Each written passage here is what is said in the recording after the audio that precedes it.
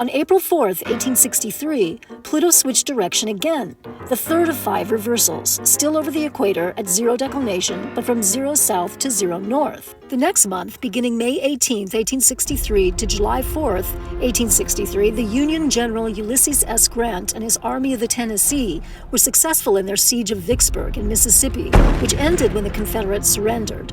This was the South's last major stronghold on the Mississippi River.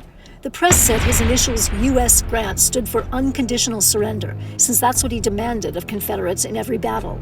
On May 28, 1863, shortly after the siege of Vicksburg began, the 54th Massachusetts, the first black infantry regiment organized after the Emancipation Proclamation, left Boston to fight under Northern white commanders. Another voluntary black regiment had been formed in Kansas in 1862 and fought for 3 years, but it was organized against the wishes of the Secretary of War, Edwin Stanton. The unit from Massachusetts was sanctioned by the government and recruited with help from Frederick Douglass, whose 2 sons enlisted. This was the regiment depicted in the 1989 Oscar-winning movie Glory, starring Denzel Washington, Morgan Freeman, and Matthew Broderick. The day before the Vicksburg siege ended, the largest and one of the bloodiest battles of the entire war was won by the Union at Gettysburg, Pennsylvania, on July 3, 1863. It was a 3-day battle led by Union Major General George Meade's Army of the Potomac against Confederate General Lee's Army of Northern Virginia, with more than 50,000 combined casualties.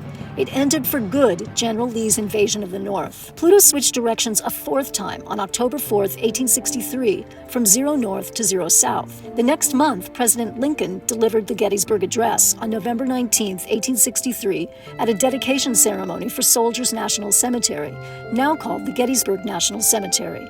The speech, given to around 15,000 people who had gathered there, came at the end of a long day of speeches from many other dignitaries. Lincoln's speech lasted less than 2 minutes. It was only 271 words, but it became one of the most famous and moving speeches in all of U.S. history. It's the one that begins, "67 years ago, our fathers brought forth on this continent a new nation, conceived in liberty and dedicated to the proposition that all men are created equal." After praising the supreme sacrifice of the soldiers, he said, "That we here highly resolve that these dead shall not have died in vain, that this nation, under God, shall have a new birth of freedom, and that government of the people, by the people, and for the people, shall not perish from the earth."